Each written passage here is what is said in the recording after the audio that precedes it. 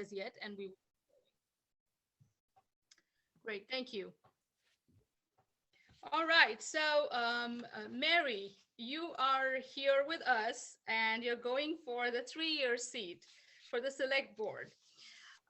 Mary, we some of us already know you, but there are lots of people in the forum that would like to know you as their select board candidate. So would you like to just quickly introduce yourself to us, a little bit about your background, and then we will follow it up with some questions that we have. Over to you, Mary.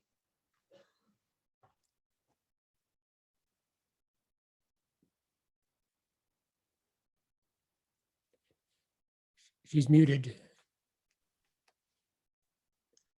Mary, I think we can unmute her. Let's Yep, just, yep, yeah. I did. Oh, okay. All right. Okay, Great, great. Okay, please go okay. ahead. Introduce yourself. Yeah. Um, Good evening. My name is Mary Erdei, and I'm running for Hartford Select Board. Because I'm sure that all of us running for office care about our community, what I'm going to do is actually just provide a picture for you of how my values play out in real life.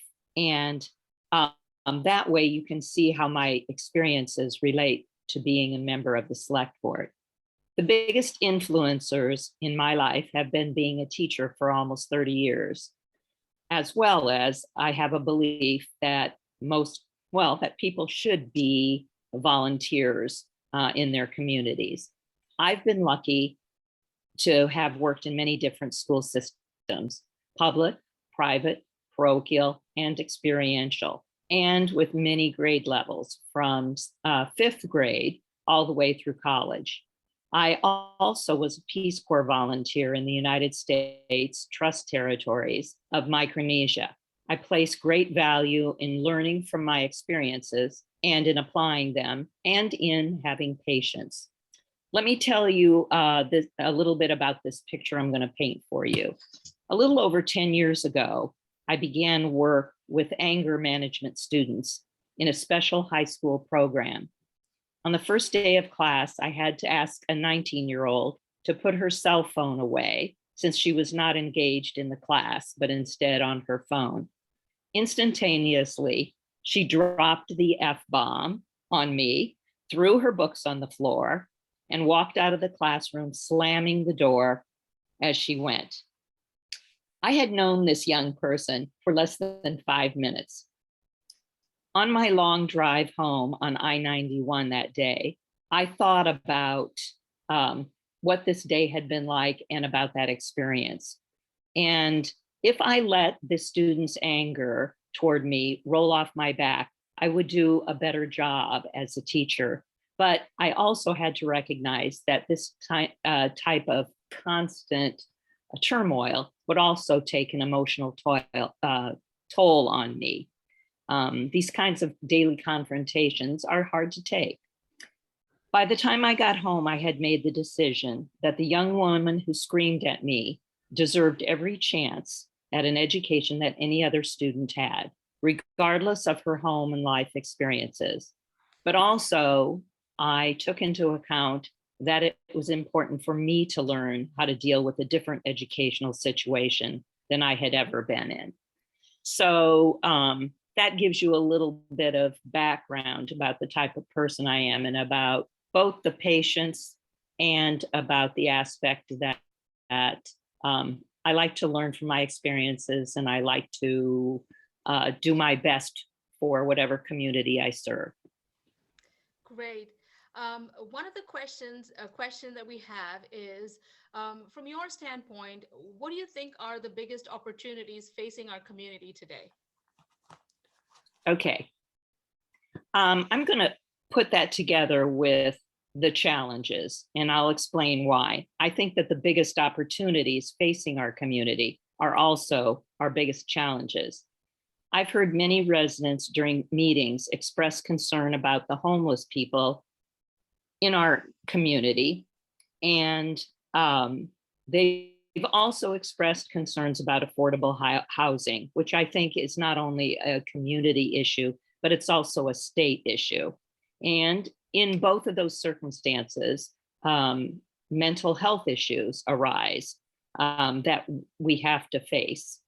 And yet there are some other issues that our community faces. I think that across the state of Vermont and in Hartford, we want to grow our population. It's very small and it hasn't changed very much. And as many of you may know, if you have looked at the Census Bureau statistics, right now, and it's going to continue for a while, 25% of our population is over 65.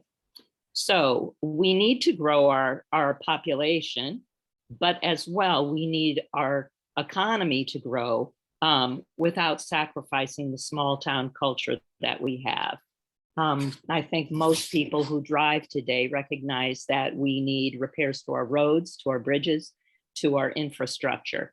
We value education and we try to provide the best opportunities for our youth to grow academically or vocationally, whichever they choose. But it is also hard to maintain the dedication and excellence in education with both the educators and the staff and the students while we're in a pandemic. And also when people criticize these places, these educators, staff, and sometimes our youth. I know firsthand what that does to the souls of both educators and the youth. We also know that New England and our communities are facing climate crises requiring us to do more for resilience and sustainability. That will require some sacrifices that we need to make. And I know that that's hard, but we need to keep in mind that positive change doesn't come without some discomfort. Tiny example, does it really hurt us to turn off the water and not let it run while we brush our teeth? That's just a small one. So I kind of lump in challenges and opportunities within the same category. Great. Thank you so much for that response.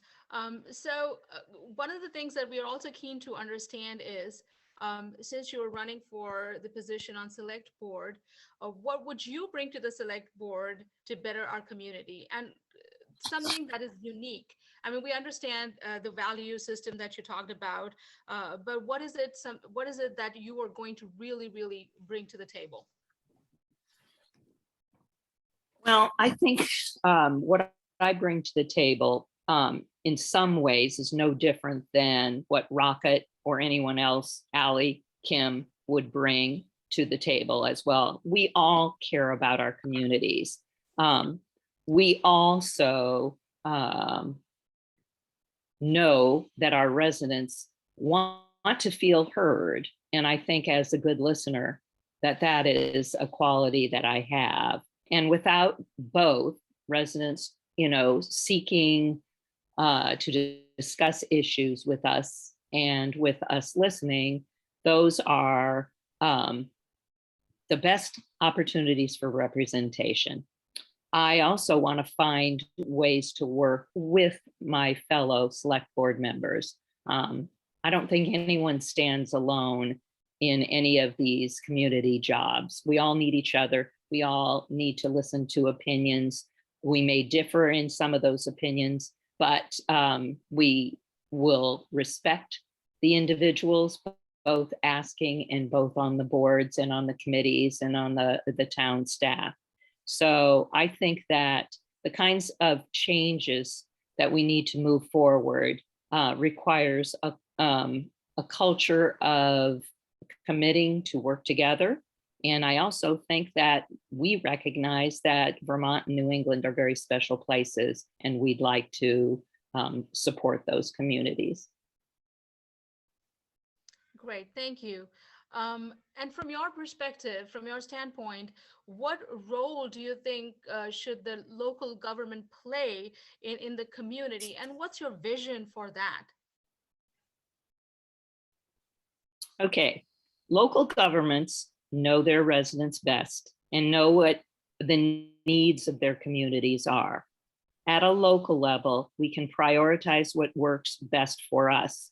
But I also think that some of the problems that we have in Hartford, in the town of Hartford, are similar, not only in other communities in Vermont, but in other states across our country.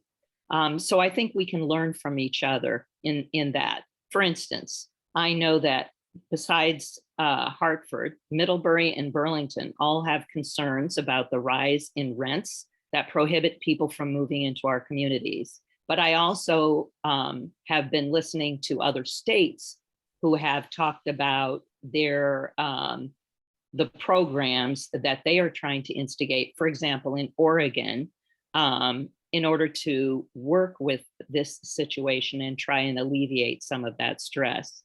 I also think that it's not just a buzzword to talk about equity and inclusion and inequality. I think that we all recognize wherever we are that there are rules and procedures that allow us to move toward a more just and diverse population of our peers. And we need to, I would hope to promote that. I am a person who has an adopted child from a different nation, and she has received sometimes some prejudices just by looking at her. So I think we have to be obviously more careful and more caring in our commitment to equality and racial diversity and equity. Great, thank you for that. Now, is there anything else that you would like your voters to know about you or about your vision?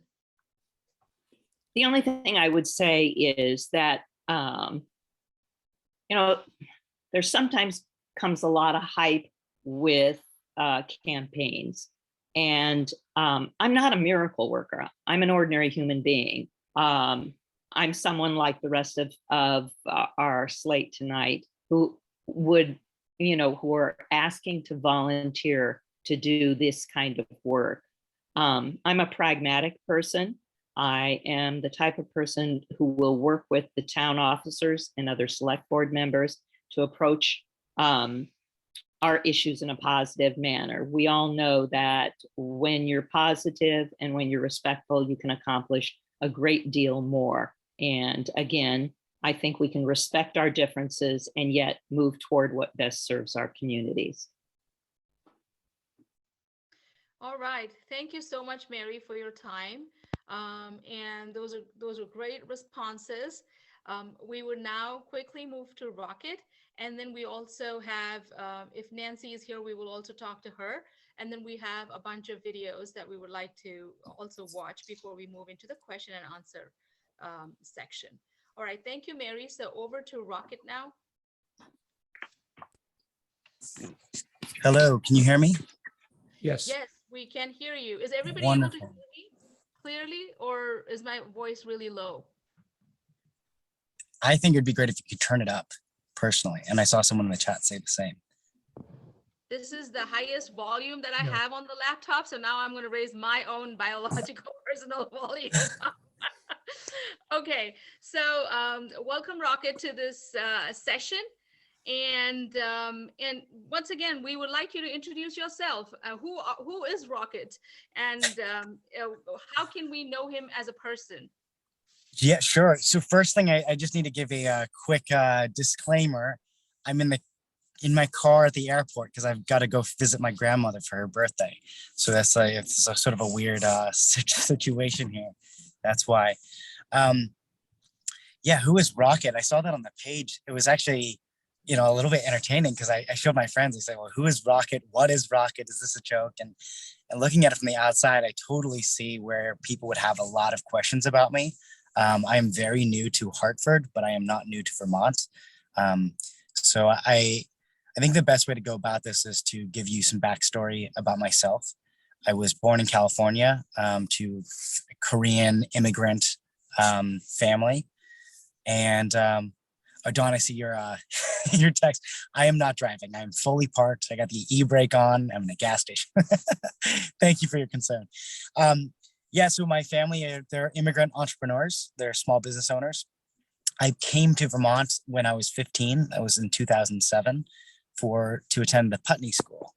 And I stayed in Vermont to go to Middlebury College, where I studied economics and had an incredible educational experience there. And then a lot of my 20s, I actually, I had a lot of privilege and opportunity to travel quite a bit. And I am lucky to have seen actually every state of America. And in the process of doing that, geez, I couldn't find anything that came remotely close to being as great as Vermont. So I continued a home base out of Vermont, and I ended up dating someone. She lives in Shoreham, and her name is Ella, and decided to apply to law school. And actually Vermont, so I'm at Vermont Law School now, and it's actually the only law school I applied to because I didn't really want to go anywhere except Vermont. So I totally understand. It's this funny thing. So when I see an Asian person in Vermont, I have this instinct where I'm like, oh, I bet that person is an immigrant, or that person doesn't speak English fully, or that person's not from Vermont. I personally have that feeling. So I don't fault anybody for seeing me and having the same questions about me. But with that said, I am somebody that's been in state for a long time, and I have no plans of leaving Vermont. Like, I am here to stay. I actually, and now this is sort of like bridging a little bit more towards my experience and interest in select board. There's been a lot of crossover through my educational career. So I served in student government at Putney, at Middlebury. I was on the finance committee, and I studied actually a little bit under Governor Jim Douglas, worked closely with the administration of Middlebury, and that crossed over to involvement with the town and local economic development. I think I mentioned I was an economics major. And then now at Vermont Law, I'm a senator there, and I'm actually the chair of the State Relations Committee. So that's sort of the committee responsible for interfacing between Vermont Law students and the public Vermont state representatives and government. So part of that is requiring me to have a lot of interface with sort of state leadership. And then I'm actually, in what free time I can squeeze, trying to support State Senator Joe Benning with his campaign for lieutenant governor. So I've been, I'm involved in a lot of different levels, although it may not outwardly seem that way on anything that's published. As I mentioned, I'm very new to Hartford. I came to town. I mean, I've been to town many over the years, but I moved to town in August and decided to run for select board because I, sort of echoing Mary, for me, it's about service. I mean, it's obviously an unpaid position. A huge part of law school is just knowing the rules of society and understanding ways to contribute. And I think that society is better when people buy in and try to make a difference. And I think something that we've all collectively felt as Americans, regardless of where we sit in the political spectrum, I think we all are feeling the increased division, like increased fear about America's future, increased sense of helplessness maybe. And, I'm 30 and I'm an optimist. And I actually, my girlfriend and I have a toddler. He's my sort of like adopted son. But for me, it's like, I have to believe in the future. Like, I have to believe that what is ahead of us is better than what's behind us. But I really think that also part of what makes things better ahead is just getting involved and doing our best to play a part in the community and make a difference. So that's sort of what's driven me. And I think that there's sort of this whole range of experience that I've had that I think lends itself towards being qualified to serve. I was a bit surprised to be running unopposed, but I'm grateful for the opportunity to speak with everyone. And I'm also want to be clear that I'm totally happy to field more questions. There are very few questions that I'm offended by. So if people have kind of like quote unquote hardcore questions, email me. My email is rocket@vermontlaw.edu, and I'll be happy to answer that. So, thank you. Great. So Rocket, you told us that you've been here in this town for a very limited amount of time, but in this limited amount of time, you've spent in Hartford. What do you think are the biggest challenges this town faces or this community faces, and what are some of the opportunities coming out of those challenges that you see, that you think the local government should work on? Sure. So, I mean, I think some of the issues, you could say challenges or opportunities, Mary already touched on those, the homelessness, the housing, affordability. But one thing that's very, really high on my mind, actually, it's an unusual take on diversity, I guess, or it's like a non-traditional take on diversity, which is that I actually think there's a lot of, I've noticed, so my girlfriend's from Orwell. She's a multi-generational Vermont, like classic country Vermont. Like she grew up down the road from the turkey farm and her grandpa was like a game warden. So like that her family's very much like old Vermont. And then obviously someone like myself, I would consider myself more of like a new Vermont, someone that moved here and is very much interested in being here long-term. And they're very different populations. They're very different worlds. And I have seen firsthand a lot of misunderstanding and sometimes more than that, hard feelings between these two groups. And as an ethnic person, I obviously have to believe in, racial diversity, ethnic diversity, and the inclusion. Of course, I believe those things. But I also think that something that's really missed a lot in the conversation is that I think there are a lot of people who live in rural parts, and maybe not even rural, but hold different beliefs that aren't voiced, or they don't feel like they're necessarily being heard. And I think that to me, I see that directly in my girlfriend's, that community, let's say. You kind of see it all the time, honestly. And for me, I think that's a really important thing where I'm very interested. I think it's both a challenge and an opportunity to find ways where people who have, frankly, I mean, oftentimes conservative beliefs, right, can find a way to voice that and feel like there's a respectful dialogue, that they're actually being heard. So that's something that's pretty crucial to me is trying to find ways that we can have these like really, I want to say wholesome, but like respectful dialogues that don't reduce themselves to like the partisanship of what we see on the national level, and more of the sort of like full-hearted acknowledgement of like, look, we are all in this town, like we all share the space, and when the snowstorm hits, it snows on all of us equally. So that's something that's super important to me, that I want to make sure that is really clear, that even though I do feel like just by virtue of my like birth and identity and existence, I represent some form of Vermonter that is a well-educated out-of-state person that's moved to the state, that I really think that it is so crucial to honor people who have been here for many generations and hear those voices as well, and make sure that that's included in the process. Great. Thank you for that. So the next question that we have is, what would you bring to the select board to better our community? I mean, you've already talked about some of the aspects, some of the values that you hold and the beliefs that you hold, but what specifically you're going to bring to the table as a part of the select board? Well, I think for me, I bring a few things. I bring a really fresh perspective because I'm a pretty unusual person. I mean, it's not lost on me that I'm like a very, I mean, unusual. Some people call me odd, right? But like, I have an uncommon perspective. I think it's very fresh. I'm not afraid to speak my mind, but at the same time, I have a pretty like hardcore business background, being my grandparents are shopkeepers, my parents are entrepreneurs, and then I studied economics. So there's that with the legal degree. So I have sort of this training that I think lends itself to understanding, especially when we go through budgeting season, having a good perspective there.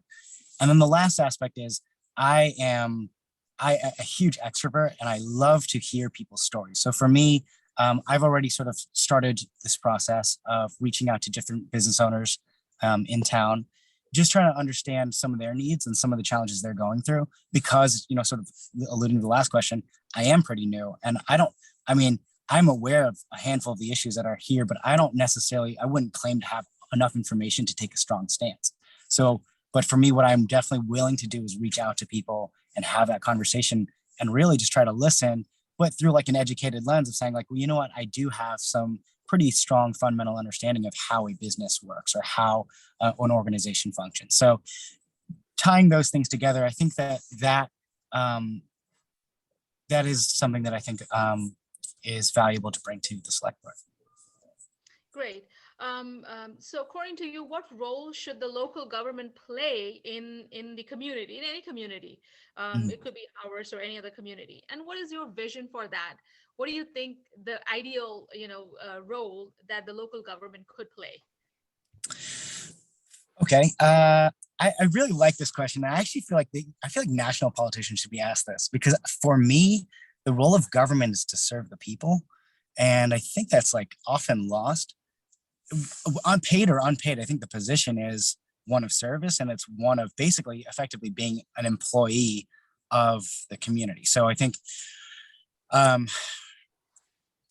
I consider myself very sort of like solutions oriented person. So I think solving community needs as efficiently as possible and giving as much trust to people to voice their concerns and hearing their voice, that those concerns as they're voiced, right? So I think that's like really where the government, for me, how I envision a government, the role of a government locally. And I would say too that I actually think that as much attention as gets put on national politics, I mean, local government is what really affects us day to day.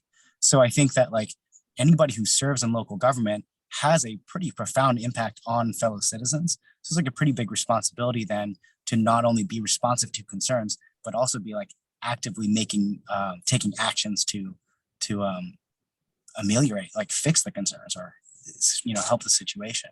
So that's definitely where my perspective on that. All right.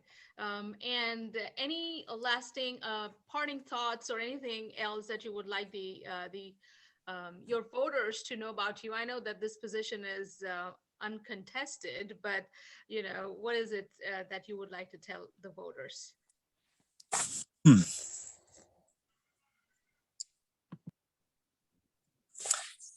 A couple things. First is I'm really grateful for this opportunity.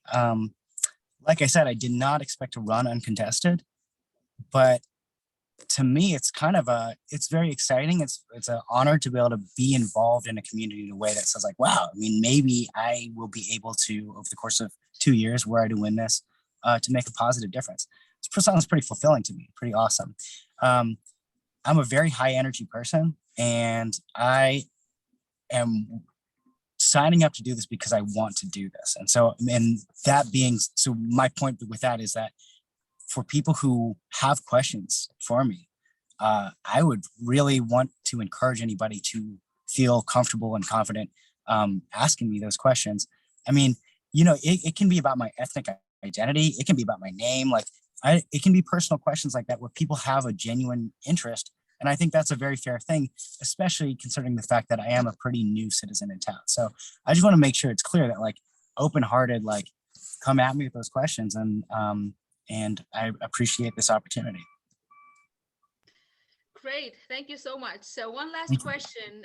It's not there in the list, but I'm going to go ahead and ask if you are open to taking any questions. So is there a story behind your name, Rocket? If there is, then please tell us about it. Yeah. So to be clear, Rocket is my full legal name. The closest approximation of that is Prince. Prince changed his name a lot, and one of his legal name was just Prince, right? So that's the closest parallel. He was obviously much more talented. But my childhood name was Ryan Kim, and it never really fit. I just sort of had it, right? After college, this name Rocket kind of popped in my head, and I thought, oh, that's so interesting. And I thought I would just use it as a pen name, or I don't know. I wasn't really sure. And I thought about it for a year, and I kind of realized that in America, freedom is kind of the core principle, right? And one of the freedoms that we have, with the freedom comes a lot of responsibility. So the idea is we choose all these things that reflect our identity, the clothes we wear, the art on our walls, the friends we choose, the lunch we eat. But the primary form of identity is our names. And it's like the one thing that you typically don't choose. I thought that was like kind of interesting. And so this idea of like full self ownership, I was like, I really like this name Rocket. And it's not about spiting my childhood name. It's not a secret that I was Ryan Kim. But I was like, and they both had the RK sound. Everyone always called me Ryan Kim as one name. So I was like, I like Rocket. So I just changed it. So that happened in 2015. So I've been Rocket for about 7 years now. That's awesome.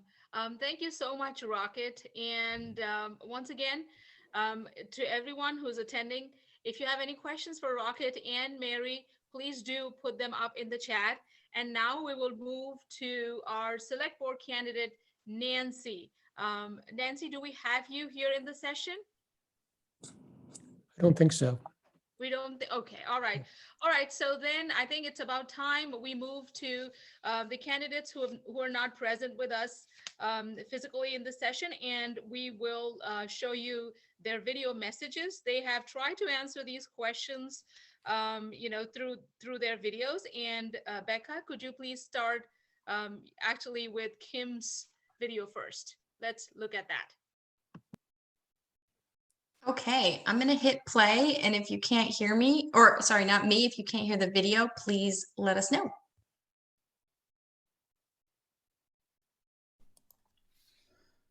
Hi there. My name is Kim Souza, and I am running for re-election for a 3-year seat for Hartford Select Board in the March election. I'd like to thank the Hartford Democrats for organizing this candidates forum, and I also want to apologize for not being able to attend in real time. Currently enjoying a long postponed vacation, and it'll be about 1 a.m. Vermont time when you all convene. So I'm gonna give this a shot. Please also forgive my video production skills. I have no idea how to edit this, so I'm gonna give it a try in one take. Here goes. Also, look to give a big shout out to Representative Becca White for the invitation and for sharing a few prepared questions that I'll do my best to answer now. Because I have many thoughts on all these topics, the biggest challenge for me will be to be brief. And please know that I would be delighted to dive deeper into any of these questions or any others at any time. Okay, so here goes. Question number 1, what are the biggest opportunities facing our community? In my opinion, Hartford has many opportunities. It's a town rich with 5 villages. We've got historic culture, innovative aspirations, and we're positioned to carefully preserve our natural resources while embracing thoughtful development in our micro-urban villages. We've got anticipating Federal American Rescue Plan Act and infrastructure funds. We'll be able to address some of the fundamental capital improvements that are long overdue, while also focusing locally generated tax revenues on just expanding much needed services to the community at large. And yeah, again, I could go on. Question number 2, biggest challenges, what are they? My goals since I first was elected in 2018 haven't changed that dramatically. I want us to always encourage the town to consider every decision, every action through a lens of equity, affordability, environmental sustainability. Those things have remained true, but what has changed since then is that Hartford has transitioned through 4 town managers, of course, navigated an ongoing pandemic, which we're all aware of, which has also contributed to labor shortage, supply chain interruption, dramatic increase in material costs. I mean, basically our ability to forge ahead with objectives that seem clear and with consensus have been thwarted in some way or another by one obstacle after another. It can be a little frustrating. That's a challenge. Fortunately, our new town manager, my fellow select board members, and myself are not deterred by these obstacles. It's our obligation, it's our privilege to meet each challenge and consider the best path forward and work with the resources available to us to overcome each one. Question number 3, what would you bring to the select board to better our community? Well, when I first ran for election, I said that it wasn't because I thought I could do the job better than any other candidate, but that I felt a sense of dedication and care for the town of Hartford at a time when my work and family life was conducive to me doing my part. And since then, I have learned so much about the many layers of local leadership, and I've come to realize that I really enjoy this work, from the smallest little details to the broadest scope of impact and everything in between. And while I genuinely appreciate circulating fresh perspectives onto the select board, I think the experience that I've gained in the past 4 years can just help benefit our ability to move forward through sometimes often complicated processes. So okay. I want to keep going. Okay. Next question: what role should local government play in our community, and your vision for that? I've come to learn that our municipal government is much less nimble in its role than I once would have thought. Well, we're certainly accountable for all the assets and strategic visions of the town. When it comes to actually affecting change in policy or shared goals, we face like major obstacles of human resources, financial resources, the lack thereof, to move forward and manage such endeavors. That, combined with the cumbersome logistics of operating as a public body where we're limited to discussions only in warned meetings, which is of course necessary, but really can be challenging. My experience has just led me to be steadfast in my patience, my persistence, and in any objectives that I think are worthwhile. So it's just a matter of like forward, even if it's one baby step at a time. Last, anything else you would like to share with potential voters? I think the answer to that is yes. There's a ton more. Talking about the town of Hartford is one of my favorite subjects, but I don't want to risk sending you a feature-length film. So I would say please reach out if anyone has questions or thoughts or comments. You can reach me by email at kimsouzavt@gmail.com. And I hope folks will also join in for the town-sponsored Budget and Candidates Night on February 21st. I look forward to watching the recording of tonight's discussion to hear what others have had to share as well. Have a wonderful evening. Bonsoir. Thank you, Kim, for that video that you sent us, even though you were on your vacation. And I think, Becca, now let's move to Allie if we have her video with us.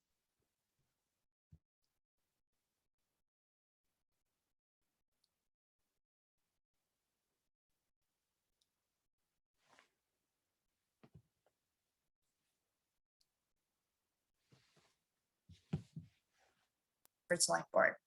I'm originally from Florida, which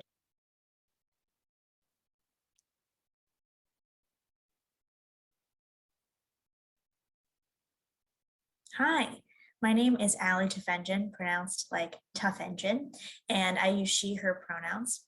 I'm running for a 2-year term on the Hartford Select Board. I'm originally from Florida, which is very different from Vermont, and I've lived here in Hartford for a little over 2 years. And I want to give a big thank you to the Hartford Democrats for hosting this awesome forum. I have had the immense privilege of serving on the select board for the past year, where I've learned so much from other board colleagues, our formidable town staff, and many engaged and passionate community members of Hartford. I have worked hard to make effective use of my skills as an artist, educator, and collaborator, and community outreach and engagement professional. In my work as the education and engagement manager at the Hopkins Center for the Arts, I partner with community members, organizations, schools, and families to build opportunities that prompt empathy, critical thinking, and consideration of multiple perspectives. As an educator, I've learned how to meet people where they are and to use an individualized approach to make sure everyone's humanity is acknowledged. Through teaching in and managing arts, health, and social emotional learning programs for over 10 years, I know how to connect the dots between big picture goals and the detailed logistics. Additionally, as a member of the steering committee of the Upper Valley chapter of Showing Up for Racial Justice, which aims to hold white people accountable to anti-racism through education and action, I've learned that having hard conversations can actually help heal wounds and bring people together on a path forward. I've also learned that I have much to learn about approaching all aspects of life from a perspective of equity, diversity, inclusion, and justice.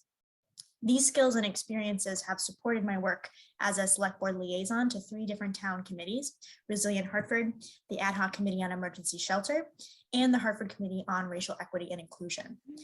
I've been really, really grateful to partner and learn from these communities and these committees, which have done incredible work such as launching the Clifford Park Food Forest, researching and proposing emergency shelter solutions for unhoused individuals in our community, and forwarding the Hartford Strategic Plan for Equity and Inclusion.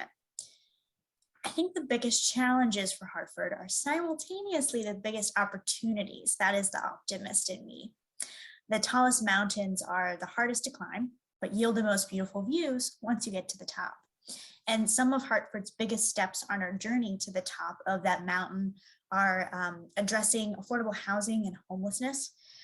For instance, the hotel motel voucher program that has been funded by the state throughout the pandemic will be coming to an end very soon. So folks currently in that system will likely be needing housing in addition to folks who are already sleeping outdoors. And as many community members have recognized, affordable housing is an issue across the state of Vermont and the region. An estimated 10,000 new housing units are needed by 2030 to meet increased housing demands in the Upper Valley.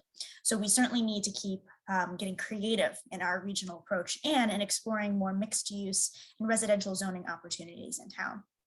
And another big challenge is addressing climate change. This past August, the Select Board voted to adopt the Climate Action Plan for Hartford, which has ambitious but necessary goals to achieve carbon neutrality and the operation and maintenance of the town of Hartford's municipal infrastructure and equipment by 2027, and achieve net zero greenhouse gas emissions town-wide by 2030. We have much work to do to make climate action a part of everything we do and how we operate as a town. Something else definitely in the mix is equity, diversity, and inclusion. How can we welcome and support more diverse residents in terms of their age, race, class, gender, sexuality, and ability, and provide more equity, diversity, and inclusion training and education for Hartford officials and community members? And I'd also add in there public infrastructure and economic development. Our local businesses are still getting back on their feet and feeling the economic impacts of the ongoing pandemic. And we're seeing construction and downtown development with projects like the improvements on the South Main Street parking lot. And as these kinds of projects help increase property values and funding through tax increment financing, how can we make sure we're supporting that growth and development, but not pushing anyone out and away in the process, particularly from housing and residential areas? So what role should local government play in our community? I believe that local government should really be a partner, helping community members engage in a democratic process and see how decision-making happens. It should help connect the dots between actions and legislation at the state level and help our town make sense of that and put it into practice locally. And ultimately, anyone should feel like they can participate in local government, that it is for them and for all of us. This is why I hope to continue supporting listening sessions on different topics of town business. And I was really grateful to work with our amazing town manager, Tracy, to set community guidelines and a structure for our very first listening session that we had on downtown parking. And I hope to offer my skills as an educator and community engagement professional to future listening sessions. I also want to support more infrastructure for our town committees with folks who are largely volunteering their time to our town. I'd like to help develop clearer protocols, lines of communication, and expectations for town committees so members understand their role, their potential impact, and ultimately feel as valued and engaged as they can be. So when I was running for the select board last year, I shared 5 core tenets that I wanted to use in my approach to select board work, which ring even truer now that I've gotten to spend at least or close to 1 year on the board. And those tenets are Building relationships is everything. Clear communication is key. Listening is about more than just saying, I hear you. It's about showing people that you've heard them through your response and your actions. Humility matters, and trust is earned. So thank you so much for attending this forum to learn more about the candidates and share your questions and ideas for how to support a thriving Hartford community. And if you have any questions about my candidacy, please feel free to email me, AllyT4SB, that's ALLYTFORSB @gmail.com.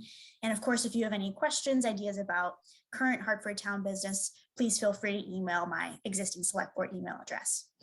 And even though all candidates in this year's election are running unopposed, please still vote. We have some important items on the ballot, including retail cannabis in Hartford, our fiscal year 2023 budget, and appropriations for many social services in town. So as always, your vote matters. So with that, please stay safe and well, and have a great rest of your evening. Thank you, Ally, for that message and video. And Becca, I think we can move to the next one. If you have Peter's or Nancy's, whichever one you have. Jay, we don't have a video for Peter or Nancy. Oh, okay. All right, great. So I think this is then the end of, getting to know the candidates section. So what we will now do is we do have some questions that are coming in the chat for some of our candidates. So we will go to those. I will hand it over to my co-host Mark for taking the questions. And just in case you have questions for the folks that are not physically present in the session, you may want to give us your email so they can then respond to the question and send their responses to you directly. Does that work, Becca, or is there anything else that we want to follow, any of the rules?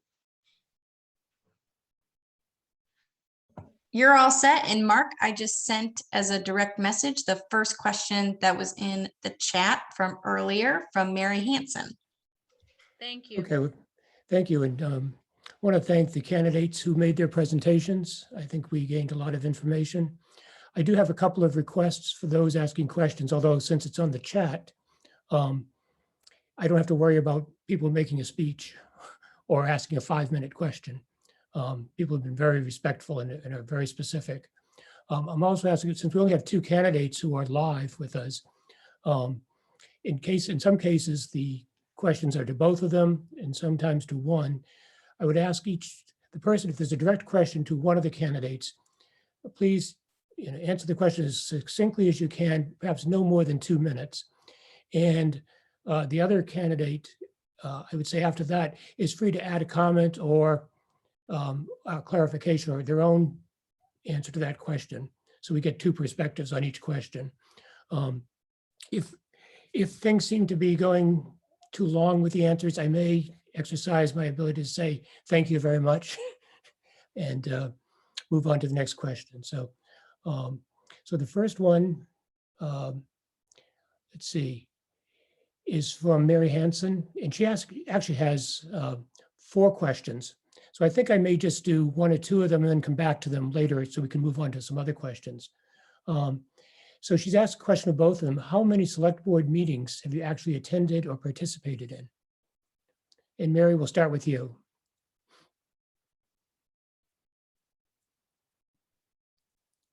Okay. Can you hear me? Yes. Okay. I did put it in the chat while I was listening that when I was running for the special election in July and August, I started going to all the select board meetings. I haven't gone in January or into February at this moment because I'm currently in a training program, and it happens to meet on the evenings that that the select board meets. So I'm not sure which, when I looked at some of Mary's questions about recent Hartford issues, outside of cannabis, I really need to have some specific idea of what she's talking about. But anyway,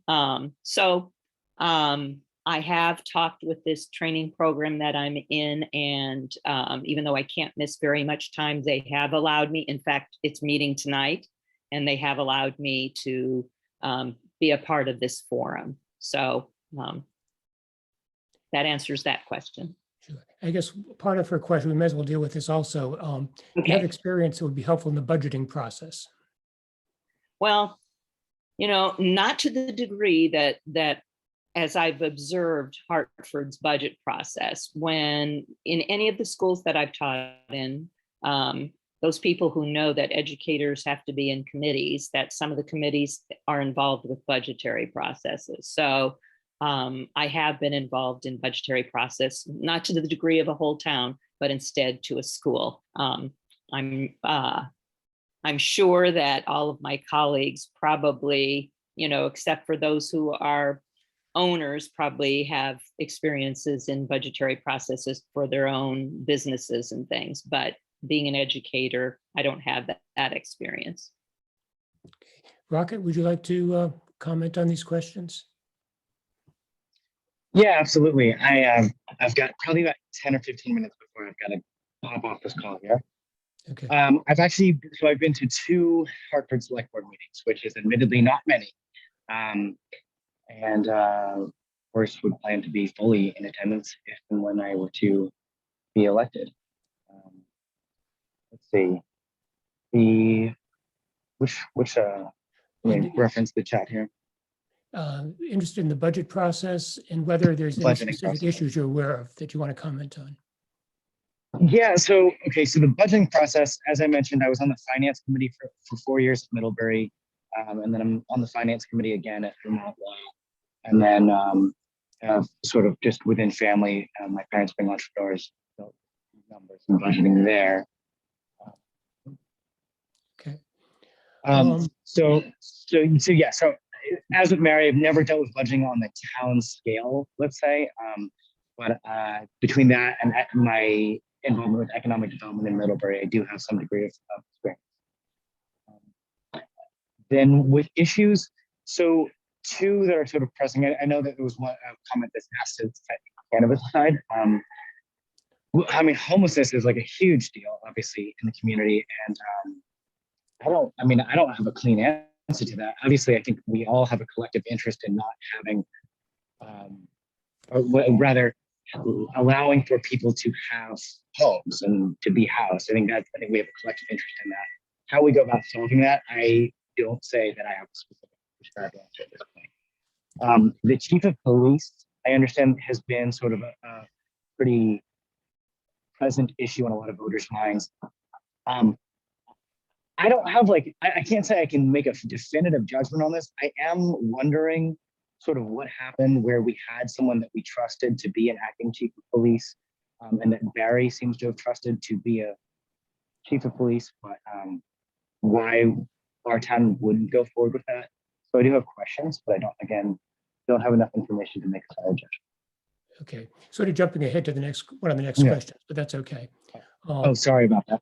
That's quite all right. It's with the chat, it's interesting because you can see all the questions in advance. Right. We'll try to keep them somewhat in order. But why don't we, Mary, go back to you about there's the rather specific question about losing the assistant police chief and the acting police chief. What do you have any thoughts on that? And what do you think should happen? I think it's sad. It's hard for the community, but I think I don't know enough information about the background of why this is happening. I mean, I'm not privy to information at the town level that if there's been unhappiness in all the select board meetings that I had attended, I hadn't heard that. So I think it's hard for me to second guess what may be going on behind the scenes or with the rest of the town. And I also don't know what obviously Barry is offering the assistant chief. And, again, I'm not going to second guess this. If I knew more information, I might be better prepared. Okay. Thank you. That's one look like with the new select board, when it gets elected, it's an issue you'll have to deal with, of course. Right. Here's a question I think everyone comes up with in many cases, and has to do with the fact that many candidates speak about transparency and accountability when they're running for office, but they never follow through when elected. So the question continues. This year, we've seen the town manager not wanting to answer questions to the taxpayers. What can I, as a taxpayer, expect from you in terms of transparency and accountability? And what level of transparency are you going to hold the town manager to? So there's an edge to that question, but I'll give each of you a chance to answer it. Mary, why don't you go ahead? Okay. That's a tough question. And thank you to that person. Again, I think that sometimes there are procedures that have to be followed, and I'm not going to say that someone is in the right or someone's in the wrong. I'm hoping this person is not asking me for that question. I would try to be as transparent as possible, but I can't really speak for the town manager and what those questions were. Again, there's not enough information for me to make a judgment. I mean, that would be pointing a finger without me knowing what's gone on before that. And again, as a select board member, I am sure that they are privy to information that the rest of us aren't. I mean, I can respond to my own transparency issues, and I would be willing to talk to people about things that are personal for me to a certain extent. And I think that that's probably the best answer I can give. Transparency is a hard issue. And sometimes what one person thinks needs transparency might involve legal issues that those people aren't privy to. So that would be my answer. Okay. Rocket, how about you? Issue of transparency and accountability. I'm a huge believer in transparency, especially because it's taxpayer money that's being spent. I have no information to make any sort of relevant call on past issues with the town manager and so forth, so I can't speak to that. What I would say though is that, I think one of the barriers for people being involved with local government is, for example, just one thing, the select board meetings being several hours long is a pretty big time commitment. So even the average citizen, it can be difficult to have access to the information of what's happening, even if it's publicly available. So I think issues of access like that can be barriers, especially in terms of things being transparent. So what I can say for myself is I was debating, and I'm not sure if I'm going to be able to do this or not, but I've been thinking through this idea of, if I were to serve on select board, creating, whether it's like one, bullet pointed list email or a 5-minute video next day, and just posting it somewhere to say, here's my takeaway from the meeting tonight, so that people can have like a digest from the perspective of someone who is serving on the board and there. So that's sort of my line of thinking. I also am somebody that really believes in radical accountability. I think if there's reasons we can't share something, I think just sort of saying it, being honest and authentic about it. And if there's just sort of shortcomings on the point of government, then I think that we should own that as well. And honestly, just make amends. But I think, like, for me, the biggest thing is really understanding that when people are asking for transparency, it's coming from a place of wanting to have say and ownership in their community. And I think that's very honorable and something that should be.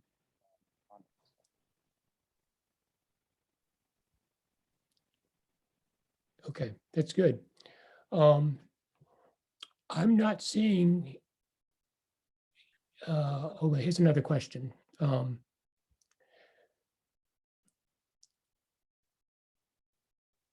Do you have full understanding of what the weekly commitment is going to be if you're on the board? and what that involved in terms of assignments that are given to you and so on. Are you prepared for that?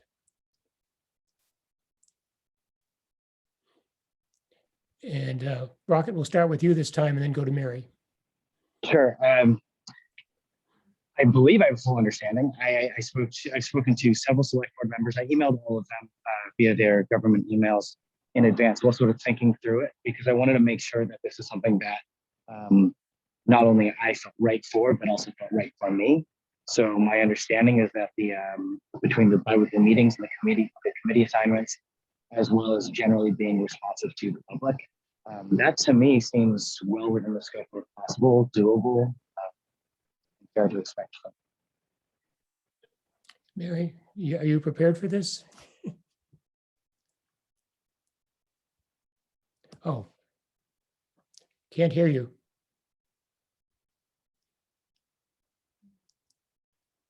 I said, yes, I've watched the select board meetings. I know that these people are on different committees, and I know how much time they put into this, grueling hours sometimes. And I'm not going to say it's going to be easy, but yes, I am prepared for it. Okay. There's a comment that came in. It's not really a question, but it raised the question of whether or not a digest or summary by a individual board member is going to be legally allowable, since there's official records and minutes of the meeting, what happened. I don't think any of us is in a position to make a judgment about that at this point, but I think it's just something to keep in mind, and perhaps someone here knows more about this. That I guess it's one of the issues with transparency. Sometimes you want to be transparent, but there are constraints on what you can do, and that's where I think people get frustrated. But I think you both hopefully will do the best you can. You seem sincere about that. Are there other questions that people have for our candidates? Mark, there was one question from Mary Hansen earlier that I think is one that we didn't quite get to, that I'm going to copy and paste so you can see it. There you go. I think we did not ask this question. Oh, well, it was hinted at a little bit that there have been issues that have come up that have been public, reported about over the past 4 weeks. And they're asking, are you aware of one of them and what you're thinking about that would be, but not talking about the cannabis issue. So any other issue that you're aware of, either by reading the newspaper or by reading things about the town meetings, and how you would contribute to that conversation. And either one of you can jump in as needed. I think I tried to answer that question. Yeah, I think so. And I said that that there are a lot of issues, and I'm not sure which issues Mary is talking about, if she could give me an idea, because I did say that I have been in a training program in January and I have not been able to attend the January meeting. So I really can't answer a question that I don't know which are the ones that she's chosen. And when I spoke before about some of the challenges and some of the opportunities, I tried to address the ones that I felt were ongoing and have been in the public eye, not just in the last 4 weeks, but in the last several years. So okay. I can't answer the question without knowing which issues she's talking about outside of the cannabis issue. Anything else you want to add, Rocket? Yeah, so a couple of things. One is the housing. I've reached out to Matt Busey, Mike Davidson, and some of the bigger developers in town, but also just sort of like trying to understand the real estate market a little better and some of the challenges of developing in Hartford. So I'm definitely, my maternal side, my mother and her parents are in real estate. So I'm trying to have a better, deeper understanding of what's going on there so that affordable housing can hopefully be more accessible within our community. So that's one. The other is, and this is very specific to the select board meetings that I went to. I'm very curious about this trailer in the VFW parking lot. I know there are a couple citizens who came and expressed a lot of frustration about that. And I really sort of felt I felt for those citizens. Now, I don't really know who's in that trailer, what the story of that trailer is. I'm not fully sure, but I do know, I could imagine myself being in the position of that citizen and feeling not heard and feeling very frustrated with the timing of that process. So while I can't sit here and say like, oh, I know for certain because I don't feel like I have enough information, what I know that I could do as a select board member and something that I would personally be very interested in doing is offering whether the chair of the select board or the town manager to take on some of the administrative aspects of how can I help is it looking for a tow company? Is it knocking on the trailer? Is it speaking with the police? I would certainly, that's the type of project that I would totally be open to rolling my sleeves up and helping move along because it was tough to see how frustrated the citizen was about that. And I didn't think it felt fair. No, again, not knowing who's on the other side of this, but it didn't feel fair that they didn't felt so unheard. So I think things like that are opportunities where I would totally be willing to try and put some energy into just saying like, hey, like if we need extra hands on deck to make phone calls or send emails or whatever, I would gladly get involved. Okay, there's some new questions have come in, and both of them actually have to do with parking, which is recognition that there's a limited amount of parking in the downtown area, and I assume they mean White River Junction. And it's going to get more problematic with more construction.